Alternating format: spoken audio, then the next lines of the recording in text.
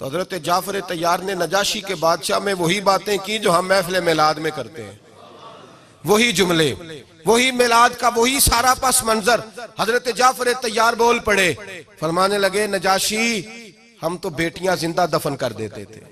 نجاشی، یہی باتیں ہوتی ہے نا محفل میلاد، ہم بیٹیاں دفن کرتے تھے، کسی کا عورت کا خامد مر جاتا تو اس عورت کو بھی ساتھ دفن ہونا پڑتا، اس کی زندگی مردے جیسی کر دی جاتی، بہنوں پہ ظلم ہوتا تھا، بیٹیوں کو جائیداد میں حصہ نہیں ملتا تھا۔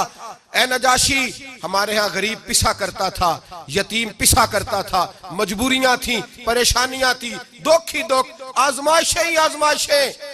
بس پھر اللہ نے ہمیں اپنا رسول عطا فرما دیا، پھر اللہ نے ہمیں اپنا رسول عطا فرما دیا، وہ اپنے پرائے کا غم کھانے والا، مرادیں غریبوں کی بر لانے والا، مصیبت میں غیروں کے کام آنے والا۔ اللہ نے ہمیں رسول دیا، فرمایا بس ہم اس کے جھنڈے تلے جمع ہو گئے، اور ہم ان کے بتوں کو نہیں مانتے، رسول اللہ صلی اللہ علیہ وسلم کی بات کو مانتے، ایک خدا کی عبادت۔ تو صحابہ تو وہ باتیں اس عالم میں کہا کرتے تھے جب کہنا بڑا مشکل تھا، انہوں نے وہی میلاد کی باتیں جو ہمارے ہاں ہوتی ہیں، یہی ہوتی ہے نا میلاد کی بات۔ ایک صاحب شکوہ کرنے لگے، کہنے لگے تھی مولوی ہر محفل میلاد میں یہی بتاتے ہیں بیٹیاں زندہ دفن ہوتی تھیں، فلاں ہوتا، اب بدل لینا چاہیے۔ تو میں نے کہا جب باتیں ہیں یہ تو بدلی کیسے جائیں؟ باتیں ہیں یہ جو ہر سال محفل بعد میں دہرایا جاتا ہے تو بتایا جاتا ہے کہ ابھی بھی بیٹی کے آنے پر پریشان نہ ہونا، اور بیٹی تو اب بھی دفن ہوتی ہے نا کئی کئی رنگ میں، کوئی جائیداد کے نیچے دب جاتی ہے، کوئی ساس سسر کے ظلم کے نیچے دب جاتی ہے، کوئی زیور کے بوجھ میں دب جاتی ہے، کوئی جہیز کے مطالبے میں، تو بیٹیاں تو دفن ہو رہی ہیں ابھی بھی۔ اس لیے ہم میلاد زیادہ مناتے ہیں تاکہ بیٹیاں آزاد ہو جائیں۔ اور آج اگر ہم اپنے گھر میں بیٹھ کے، اپنی مسجد میں بیٹھ کے حضور کی صورت میں انعام خداوندی کا شکریہ ادا کرتے ہیں تو اللہ کی رحمتوں سے بعید نہیں کہ اللہ فرشتوں سے کہے دیکھو صدیاں بیت گئی، یہ آج بھی شکرانہ ادا کر رہے ہیں، اور یہ بات میری اور آپ کی بخشش کی ضمانت قرار پائے۔ تو حضور کی صورت میں جو انعام ہوا، حضرت حسان بن ثابت اکثر کہا کرتے تھے منا علینا ربنا ام بعث فینا محمدا، ہمارے رب نے ہمارے اوپر احسان کر دیا ہے کہ محمد عربی عطا کر دی ہے۔ ساری زندگی سجدے میں سر رکھ کے شکر ادا کرتے رہیں، حق شکر پھر بھی ادا نہ ہو۔ میں تو کہا کرتا ہوں ہمارے بدن پہ اتنے بال نہیں ہیں جتنے رسول اللہ کے احسانات ہیں، ہمارا بال بال قرض رسالت میں جکڑا ہوا ہے، ساری زندگی ان کے گیت گائیں۔ میں ایک رات کے میلاد کا صرف قائل نہیں ہوں کہ ایک رات میلاد کر لو اور پورا سال چھٹی، ساری زندگی حضور کا نام جپو، ساری زندگی حضور پہ درود پڑھو، لمحہ لمحہ حضور کے ذکر کا چراغاں کرو۔ صرف اپنے گھروں میں، اپنی چہار دیواریوں میں اور اپنے بازاروں میں جھنڈیاں ہی نہ لگاؤ، بلکہ دل کے ایک ایک فرد پہ نام محمد کی جھنڈی لگاؤ۔ صرف منڈیروں پہ چراغاں ہی نہ کرو، بلکہ دل کی اندھیر گلیوں میں بھی حضور کے نام کا چراغاں کرو، اندر بھی روشنی ہو باہر بھی روشنی ہو۔ حضور پہ درود پڑھو، حضور کا ذکر کرو، اپنے بچوں کو بٹھا کر کے حضور کے قصیدے سناؤ، حضور کی شانیں سناؤ، حضور کی سیرت بتاؤ انہیں۔ اپنے گھر کے ماحول کے اندر، اپنی مسجد میں، اپنی گلی میں، اپنے دوستوں میں حضور کا ذکر کرو۔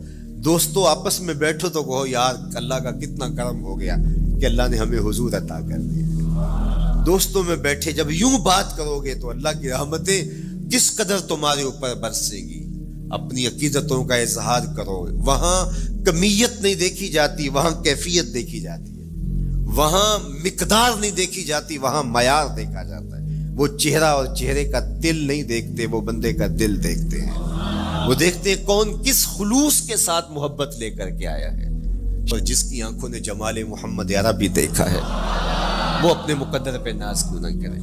تو کہا لوگوں آؤ اس وقت روئے زمین پہ میرے علاوہ کوئی نہیں جس نے حضور کو دیکھا ہو، آؤ مجھ سے حضور کی باتیں سنو۔ لوگ جمع ہو گئے اور کہا صف لنا رسول اللہ، تم نے حضور کو دیکھا ہے تو بتاؤ حضور کیسے تھے۔ تو حضرت ابو طفیل نے 3 لفظوں میں میرے حضور کا حلیہ بیان کیا، یاد کر لو۔ حضرت ابو طفیل نے کہا کان رسول اللہ صلی اللہ علیہ وسلم ابیض ملیحا مقصدا، ایک تو چٹے رنگ کے تھے، ایک تو حضور کا رنگ گورا تھا، دوسری بات ملیحن، حضور کا حسن نمکین تھا.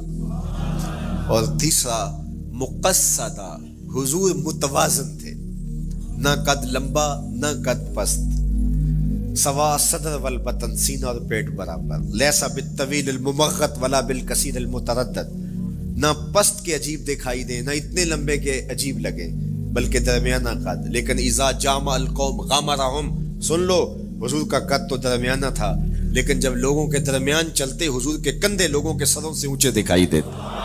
یہ اللہ نے شان دی اپنے محبوب. مکھ چند بدر شاہ شانی، متھے چمک دی لاٹ، کالی زلف تے اکھ مستانی.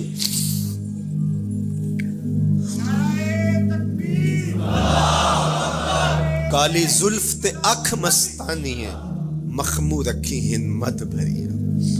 میں آپ کو مدینے کی گلی میں لے جانا چاہتا تھا کہ حضور علیہ السلام کی جب آمد ہوئی تو اہل مدینہ نے کس طرح جلوس نکالا، وہ عقیدتوں کے کیا رنگ تھے.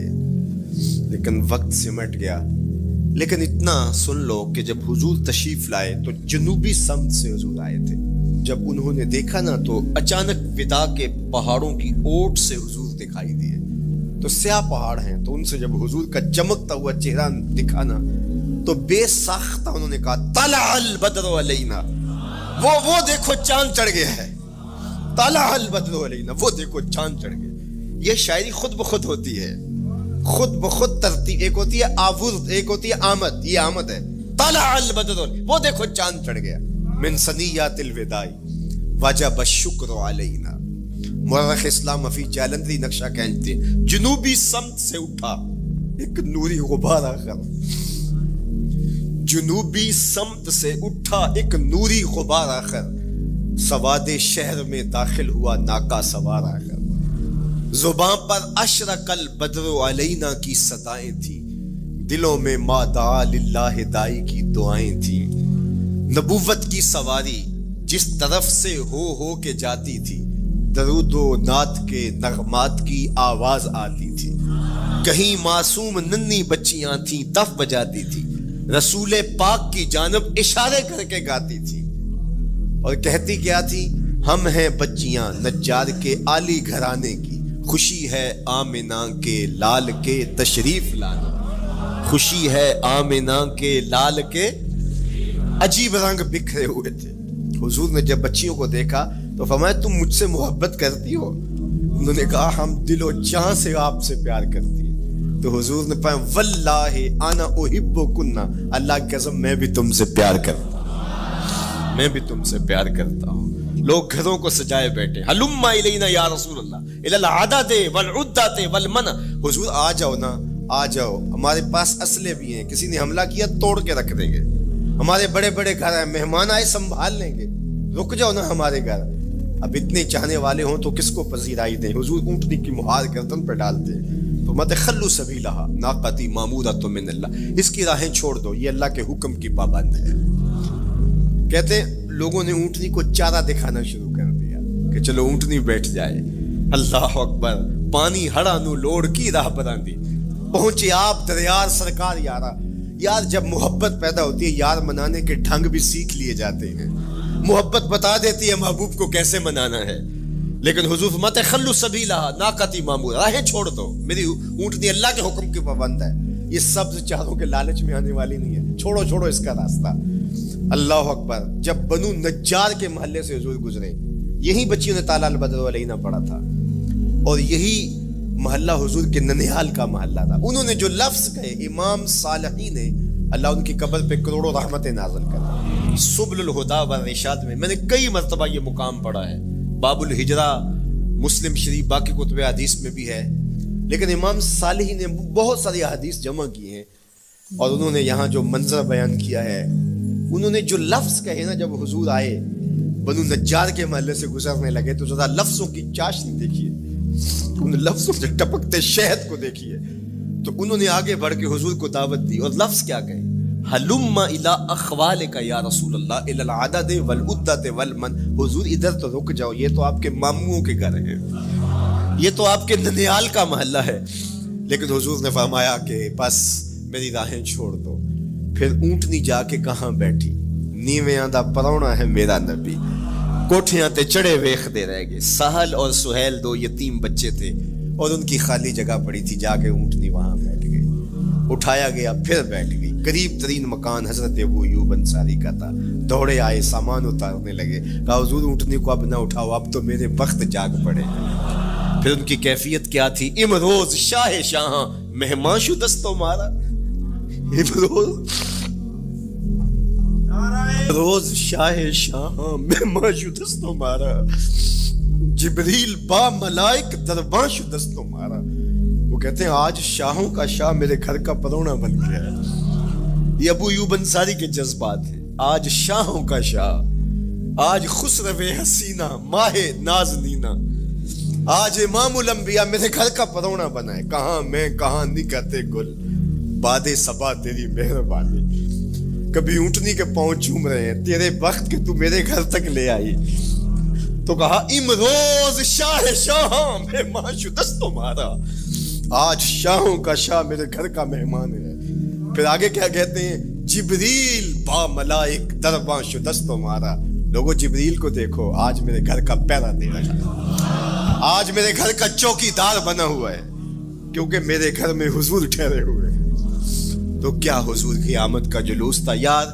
صحابہ نے جو حضور کے آمد کا جلوس نکالا, ہم تو وہ رنگ پیش نہیں کر سکتے, لیکن میں آپ کو کہوں گا درود پڑھتے ہوئے آج جلوس میں شامل ہوں, حضور کے ذکر سے سرشار ہو کے جلوس میں شامل ہوں, اور پورے نظم کے ساتھ. اگر آپ کے جلوس میں کوئی کسی کی گاڑی گھس بھی آتی ہے, اس کو پیار دینا, اس کو راستہ دینا, اور اس کو حضور کی رحمت کا احساس ہو کہ یہ رحمت کو ماننے والے لوگ ہیں, اور حضور پہ درود پڑھتے رہنا, عقیدتوں کے رنگ میں رہنا. امید ہے کہ جس طرح حضور نے ان بچیوں سے کہا جو حضور کے جلوس میں شامل تھی کہ کیا تم مجھ سے محبت کرتی ہو, تو انہوں نے کہا جی جی, ہم اسی لیے تو آپ کے قصیدے پڑھ رہی ہیں. تو حضور نے فرمایا واللہ میں بھی آپ سے محبت کرتا ہوں. تو ملنے پہ وہ خوش ہو جاتا ہے, اور اگر رحمت للعالمین مل جائے تو پھر اس کی خوشی کا عالم کیا. پھر